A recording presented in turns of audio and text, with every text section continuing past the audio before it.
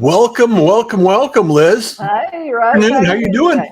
I'm doing good. So this is Author Adventure, and this is episode 7. And today we're going to be talking about spirituality, a little bit about Christian faith, and we've got a great guest here who's got a couple of books, and I think everybody will be interested in hearing her story, Joyce.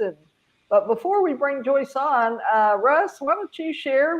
As people know, maybe if you've just started watching us, we're all about the art and business of publishing. And so we have 5 secrets, and each week we share some secrets, either from writing, from publishing, from launching, from marketing, or distributing your book. And today, Russ is going to share 3 secrets with us about online marketing. A couple weeks ago, I talked about some offline marketing stuff. But if you're new and you're a new author, or maybe you've even been writing for a while, these things are still going to be something that maybe you want to take a look at it and see if it might work for you. Absolutely, Liz. And I just want to thank everyone for joining us today and taking this journey as an author, because one of the things that can actually make a huge impact in your business is actually having a book out there. And one of the things that I want to talk about, the 3 secrets today is getting on live streams just like this. So if you're an author and you have an opportunity to get on a live stream, talk about your topic, talk about your expertise, and build some authority in that direction. Build some and create some visibility, and make sure that you have an opportunity to share that information with the community, and continue to reach out and make friends, develop relationships, and all of the things that go along with being exposed in the community, whichever community you're looking to, build a relationship with. The other secret is, if it's not a live stream and you're a little shy of the camera, you may not want to jump into the deep end of the pool right off the bat. You can actually reach out and look for podcasts that have a similar topic and have a similar subject that you can actually build some authority on, or, invite, and continue to add value to the community that podcast serves. You want to make sure that has an opportunity to actually provide, the information that's useful for that community, something that they can take away and actually use as soon as possible. Regardless of the topic, there's something that you can share that adds value to that. And then once you on a podcast or a live stream, you want to take some of that information and you want to be able to post that on social media, so you can actually have people go back and actually experience that information firsthand. And also, if you have a website, and you can actually put that into a blog post where people could come and receive that information from your blog post or your website. So you can take them on social media. Maybe you have an email list that you can actually get people involved in. Anything that you can do to utilize social media to build a relationship, podcasting to build a relationship, or live streaming to build a relationship. Those are 3 tips that I recommend, support, and produce live shows just like this podcast, and also create content for many of my clients. So, Liz, those are the 3 tips. Do you have any questions about that, or can you expand on it anymore? Well, I think you're very right. And there are a lot of book podcasts, or a lot of podcasts and live streams about books and authors. And so they're always looking for great guests. So if you've got a book, no matter what your subject, whether it's health or fitness or spirituality or business, relationships, there's going to be a podcast out there, or a book show, or an author show like ours that would want to have you on. So be looking for those things and ask around, ask other people, ask other authors, if they've been on somebody's show, or if you see somebody on somebody's show, ask them how to get in touch, or how they got in touch with them, and see if they'll share the name, because most people are pretty friendly. Yeah, absolutely. It's a very supportive community. Right. So I look forward to answering questions. If you have questions, drop them in the comments. or you can reach out to us afterwards. All our information will be in the show notes, and you can connect with us anytime. Happy to answer questions and support you on your journey. So, Liz, I just want to thank you for allowing me to share this. And also, I wanted to bring our guest on. I'll let you introduce her, and then I'll swap out, and we'll change places, and you can interview her and talk about her book. All right. Well, thanks, Russ. I appreciate it so much. So like I say, we're going to be talking about spirituality and Christian faith and basically believing in Jesus. And our guest today, I'm just delighted to have here is Joyce Wiles. And Joyce has written a couple of books. And so we're going to be sharing her books with you today. And we're going to talk about her author journey. So Joyce, how are you doing today? Great, thanks. I'm happy to be here with you. Oh, that's great. We're so glad to have you. So we can always kind of start a little bit with maybe a little background. So did you always write? Did you write as a kid, or was that kind of something you came to later on in life? Or tell us a little bit about that journey. It's such a joke for me to identify as an author because I've never written anything. I have written some poetry from time to time, but I've never even been a letter writer. Right. And the first book that I did 3 years ago it started out as a letter to my children. And I have children who knew the Lord, but as they became adults and started families, they walked away, they turned away, or they didn't have time. They're all wonderful kids. They're good kids. They don't drink, they don't do drugs. They're great family kids, but they weren't experiencing everything the Lord has in store for us, because I didn't realize that till I was almost 50. I grew up in a very dysfunctional home. We were very poor. I ran away and married somebody I had known for 3 months. That was my first big girl decision.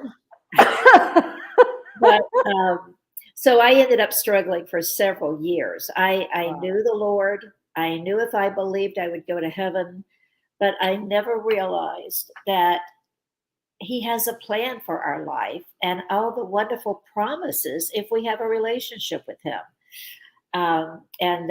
Gosh, I guess it's been about 35 years ago that I joined a church, a Bible teaching church. And my husband and I would leave there going, I've never heard this before. I've never heard this.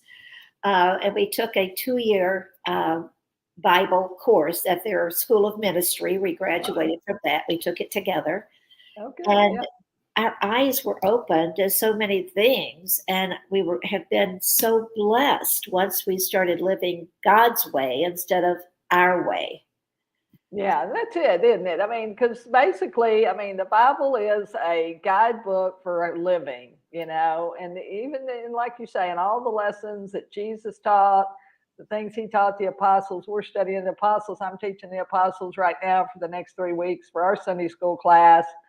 And it really was. There are life lessons that are still relevant today. That's right. If we just still dive into the scripture and think about that.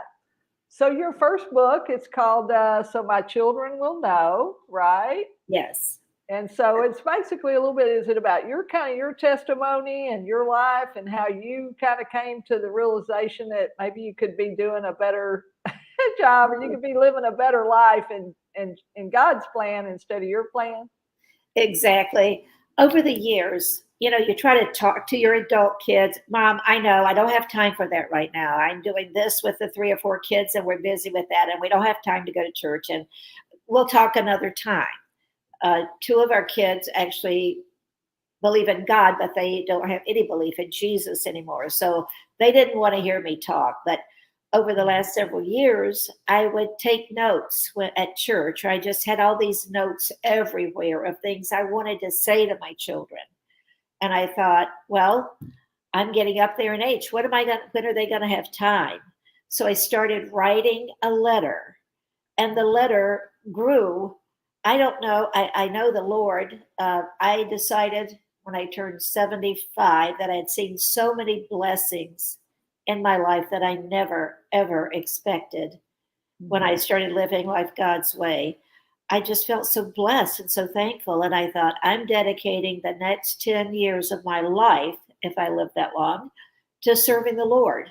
Right. Well, I started writing this letter, and all of a sudden things were coming to me, and it ended up in a 161-page book.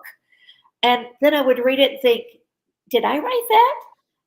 I don't remember. That's good. I don't remember writing that. So I felt like the whole thing was God-led. Right. And Yes. it's mostly my testimony and how I saw his hand in my life, with the scriptures that back up the things that his promises.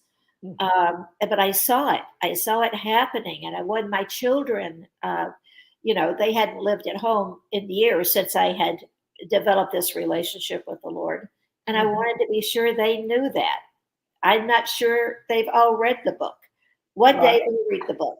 But one day they will. Yeah, for sure they will. And even if they haven't, they're probably proud that you wrote a book. And oh yeah, and that's exciting for your mom to have written something and be an author and be published. And they've got it sitting out. You're right. That's right. So yeah, when everybody comes over, they can say, "Oh yeah, my mom's an author," But because, like you say, I mean, not all of us are readers, or we start reading, we get distracted. There are so many distractions around the world today and in our lives. But I'm very pleased that you've done this. I think it probably is a great resource for people. And there probably are a lot of people like you that have the same situation with their children and they don't know what to do. Right. And now they can give your book. Has that happened? Have people come to you and said, I'm so glad you wrote this book because now I can give it to my children? Exactly. And I think it's great for people who don't believe. Like, why should I believe? Well, it's my testimony that I lived through divorce and struggle and finance and just all kinds of things. But it's good for people who don't believe, but it's also good for new believers, confirming why. And the scriptures are there to justify, the things that I experienced. Right. And that's it. And in scriptures, it's a living word and it changes depending on where we're at. I mean, we can read a verse and then 2 years later read that same verse and go, well, wait a minute. I didn't see that in that verse, but now all of a sudden we're in a different place in our life or in a different situation. And, and maybe it speaks to us more than it did, the first time we heard it or when we saw it before, when we were in a Bible study or a lesson, or we were just reading for meditation in the morning. I just still discover new things all the time. Yeah, me too. Okay, well that's great. Well, I think we've got a little video here, so we're going to pull that up, and then we'll come back and we'll talk about your second book, because like you say, you wrote the first one 2 or 3 years ago, and now we just released in the last couple months here the second book, which is tell us a little bit about that. So. I love this cover. The strange thing is, before I finished the first book, the Lord started telling me. I have a friend who said to me, I'm really upset. I've taken my grandchildren to church for years, and now they're in high school, and they've come home from school and told me they don't believe in the Bible and Jesus any longer. That has just weighed on my heart. And when I was getting toward the end of this one, I thought, I've got to do something with that. I've got to do something with that, because look at the teenagers today. All the things, the temptations, the peer pressure, the drugs, the sex trafficking with young girls. And, there's so much going around. Right. So much more than when we came along. I mean, we had a few things, but nothing like kids today, and not nearly at the age.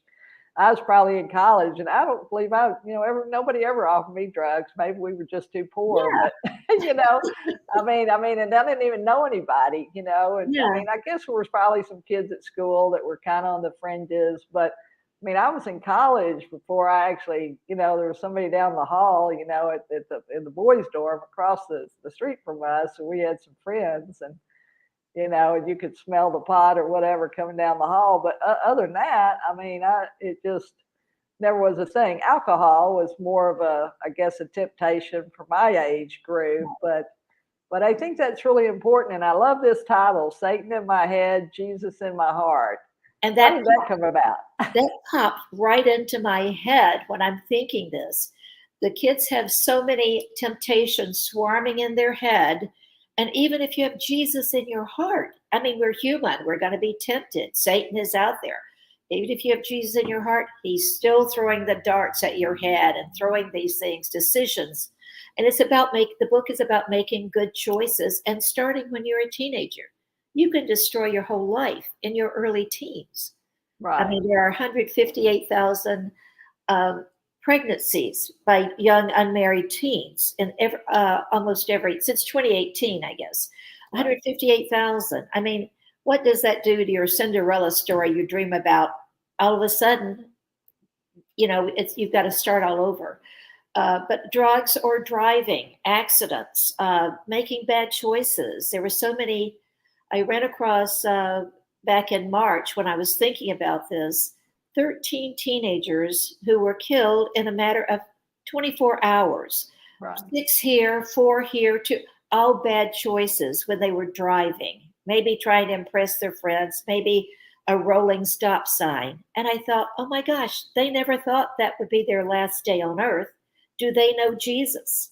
Have they accepted Jesus?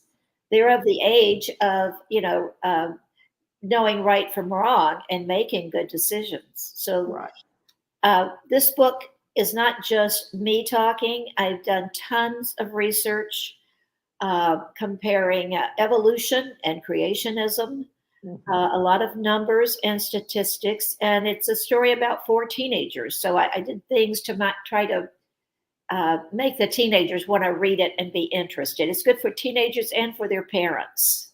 Right. Yeah. Yeah, for sure. So it is, like you say, Joyce is telling the story through these 4 teenagers, and they all kind of come from different backgrounds, but like she says, they have to make choices as they go along. And there's one of the girls that is a believer, and she's able to witness or talk to her friends and maybe open their eyes. And so this book does that. And so we've got a few pictures here too with Joyce. I think this was you were baptized over in the Jordan River. So this must have been a trip. Was that a great trip? Wonderful experience. We toured the Holy Land and just went to all the many beautiful places. The house, or what's left of the house where Jesus grew up, where Paul and his mother lived. This was just a wonderful experience of it being baptized in the River Jordan. We were at the Sea of Galilee. I like to say my husband tried to walk on water and found out he couldn't. Found out he can't. That's funny. Right. Funny.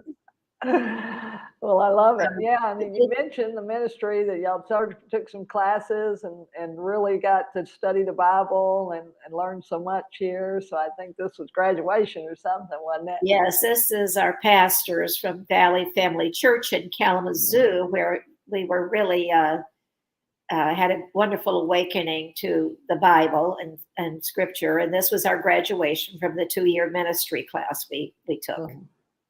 Great.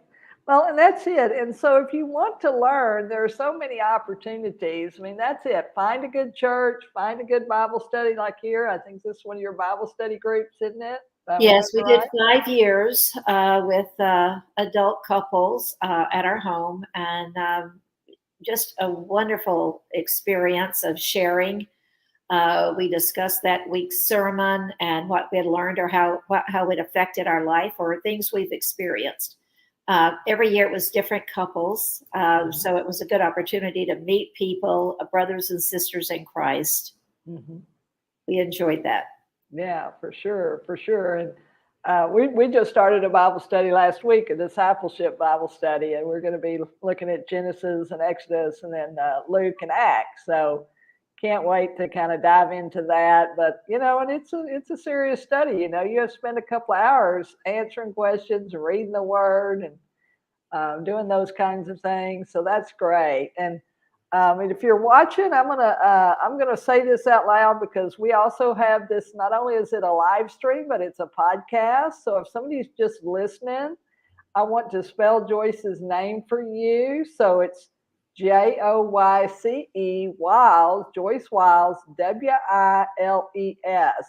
So you can go to Amazon. You can look her books up. We have the links to the Amazon.com /DP/0578378000. That's the ebook.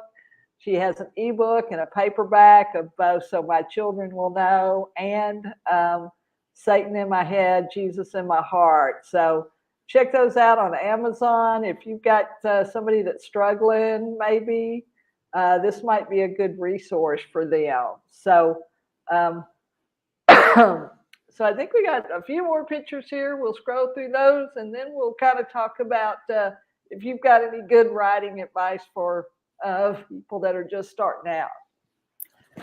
Well, this is, I think we were at the Cotton Bowl. We were big Western Michigan fans, and they had the opportunity to go to the Cotton Bowl a few years ago. We both love sports. We always go to the Friday night football games, even though we don't know any of the players. We love to go to support the kids at different schools. And but we were big Western Michigan fans, and now we're big Tampa Bay fans. You got a new quarterback, don't you? Yeah. Excuse me. Yeah, that's great. Yeah, it's football season for sure. And, in Texas, that's a big thing. This is, of course, we were doing the Minions theme, but at our home, we would try to have all the kids. They're spread out. They're in Ohio. They're in California. They're in Georgia. So, and one family is here in Grand Rapids, Michigan, where I am. But we try to get them all together at least once a year. And that was a little boat parade they were having on our lake that summer. So everyone got to participate. Too fun. That was fun. Well, if you had some maybe advice, because we have a lot of people, there's all the family there. That's the whole family. That's everybody. I might have to have. They're a little bigger now. They're a little older. I've got some teenagers, 15 and 17 now. Mm-hmm. Yeah, for sure. And little ones too coming up. So, it's always great to be able to do that, to tell the family and to tell kids about and take kids to church. I can tell you that my mother's had no greater joy than that her children would love the Lord and would go to church. And, that were some of the best days for her is when we would all as a family, be there for church and be able to sit together. And I know that was a pleasure for her. And I know the same would be the same for you. Oh, absolutely. So anyway, I know you felt like a divine inspiration. And I think a lot of people get that. I think a lot of people get called to write about their experiences so they can share that to help people. And, what would you tell people about that? To just to be open to that or to look for that? Or it's just the strangest thing. It's like before I finish one book, the Lord puts something on my heart. I'm like, no, I'm through writing. I'm through with this book now. And then this gets in my head. I'm like, oh, gee, if the Lord wants me to do it, I've got to do it. And I always enjoy it so much once that I do it. Once you jump in. Yeah, yes, it's just getting started. Yeah. I get the name of the book before I even think about it. And then I work from that. But it just comes to me. And so but before I finish the teenagers book,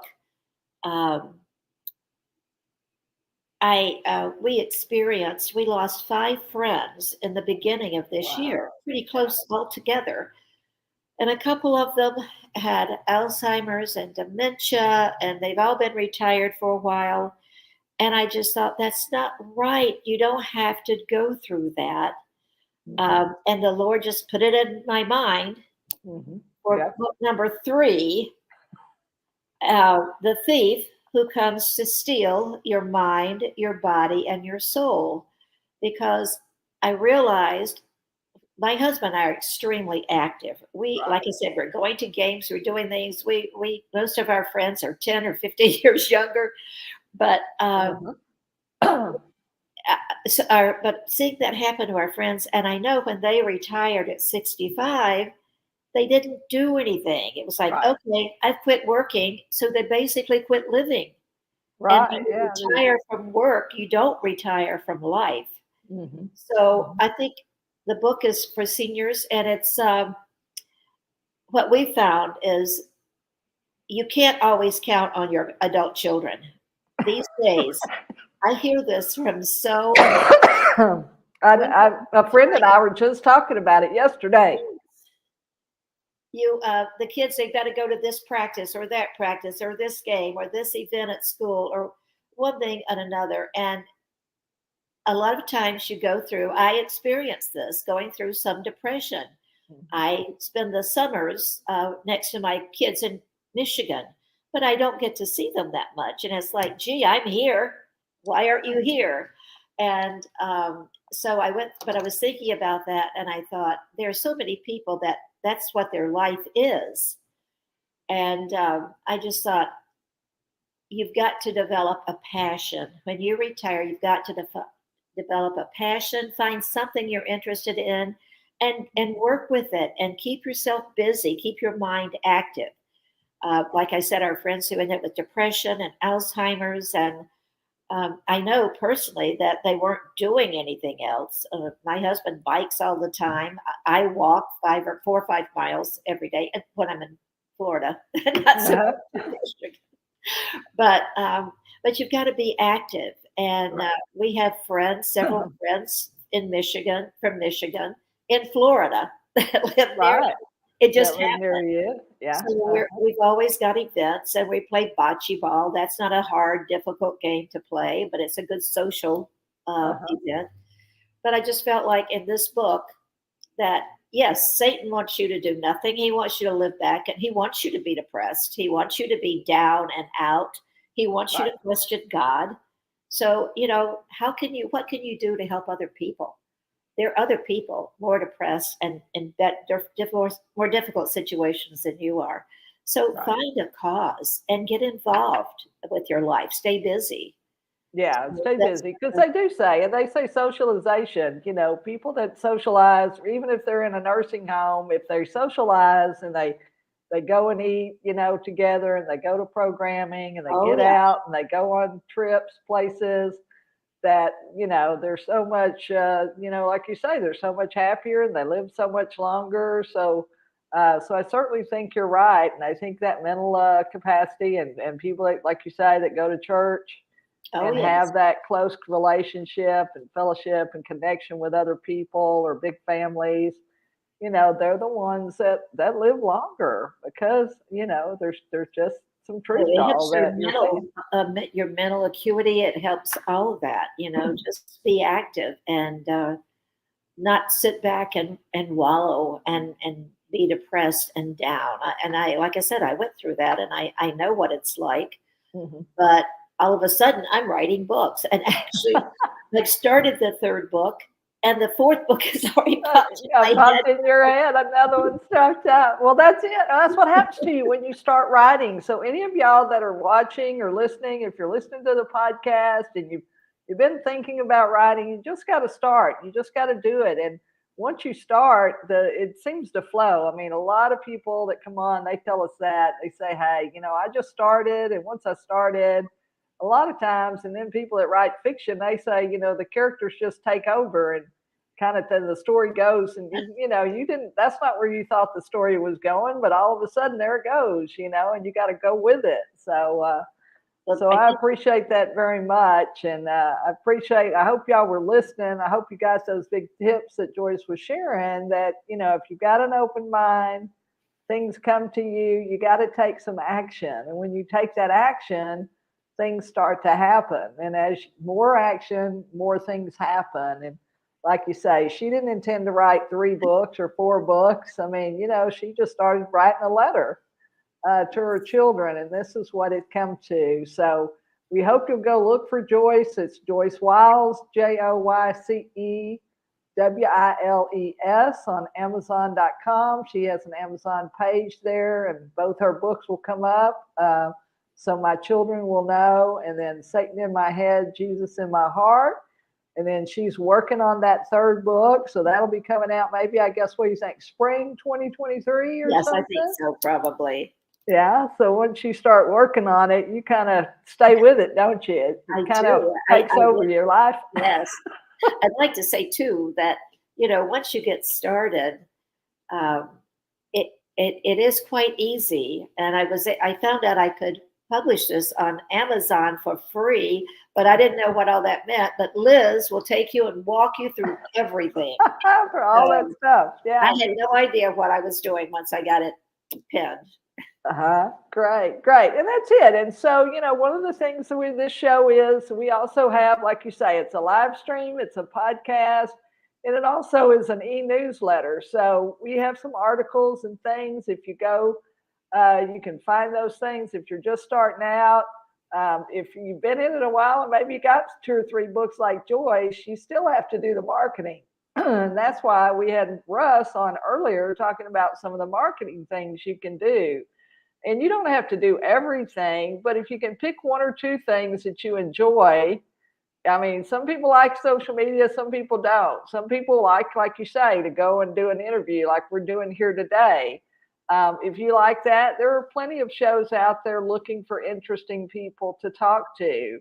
And all you have to do is a search. You can just search for, author or book podcast, and that's going to come up. Or maybe, if you're in health or fitness, or like you say, there are probably a lot of Christian shows that would be open and amenable to Joyce's books, because they are Christian based and they are faith based. And it's about spiritual warfare, because we are in a fight every day for our lives and our mind and our mindset. And we have to choose to, like you say, to be happy, to believe certain things. And then we have to take action that supports whatever that belief is. So, well, Joyce, I'm so glad, and thank you for being here with us today. I mean, the time goes so fast, but we'll have you come back on after the first of the year and tell us a little bit more about that third book, and then maybe we'll get a hint about that fourth book.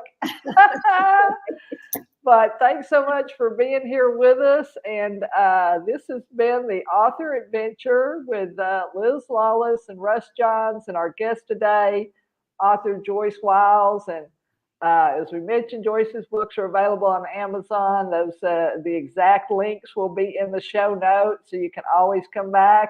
This will archive to our YouTube channel, so you can come back and watch it later on. So Joyce, you also can tell your folks and your kids, hey, go back and watch on YouTube, and they can just search Author Adventure, and it's going to come up, or your name.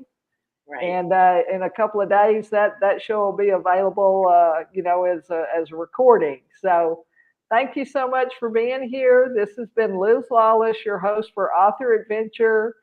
And we'll see you next week. We're here every Tuesday at 5 p.m. talking to an author and finding about their adventure and their journey.